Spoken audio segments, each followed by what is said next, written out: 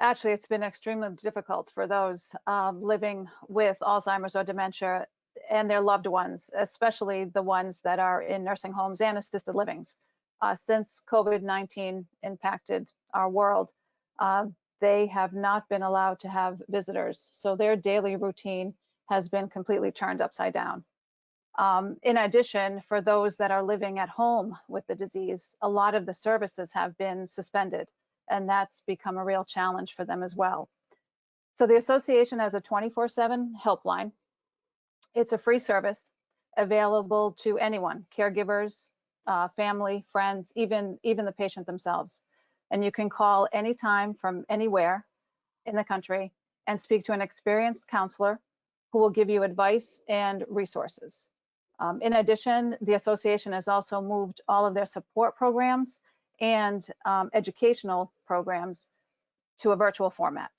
So I actually find the information very useful, and what I end up doing is resharing everything on my Facebook page so that we can reach more people, so that they know that help is still out there, even though we're in a pandemic right now. Not knowing a lot about dementia or Alzheimer's, I have to ask, not seeing a loved one for a day, a week, now Mhm. multiple months, does, does that in- does that speed up the process?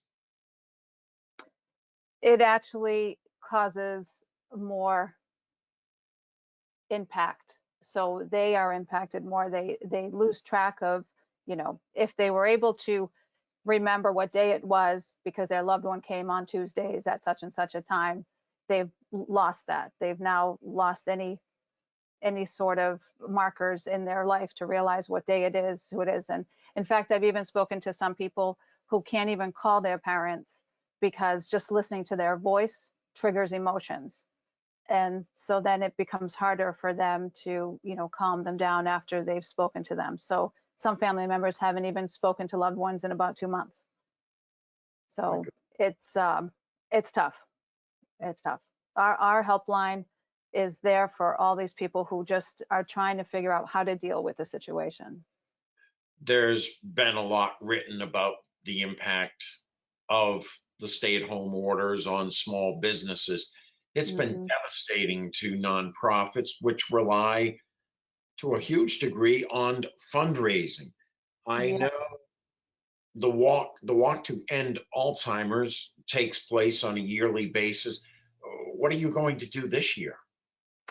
Well, so far this year, the walk itself is still on. We're still scheduled for the walk. The only decision that hasn't been made is whether it's going to be an in-person walk, like it has been, or if we're going to have to move that to a virtual format.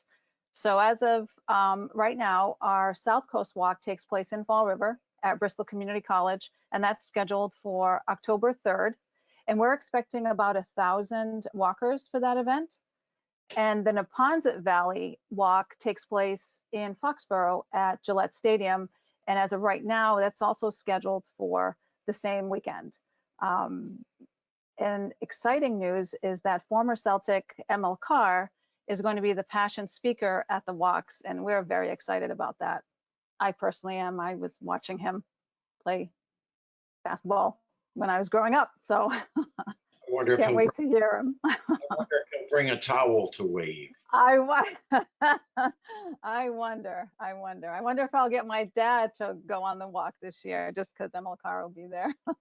You mentioned October. I mean, we're right now a little bit past mid-May.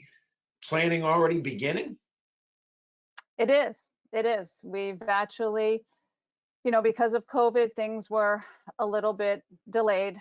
But now I think it's time that we let people know that we're here. So we're trying to build momentum. As the virtual front line to our constituents, they need our help now more than ever.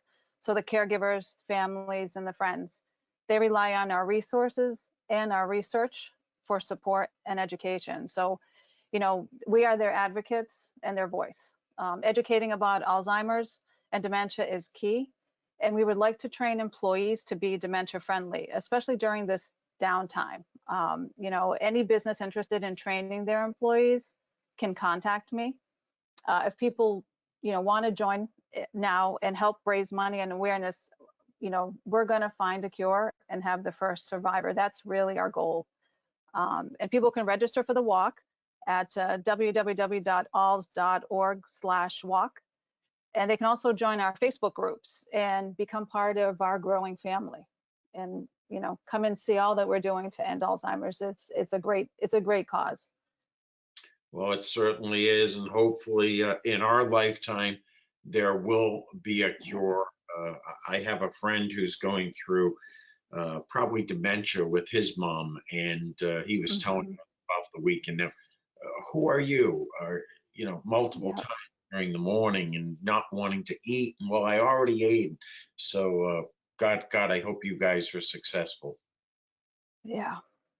Just getting the word out there that there are resources, that there are support groups. You don't have to go through it alone. And there are people just waiting to help, and we're all trying to pull together to find that answer, to find the key to end Alzheimer's would be awesome.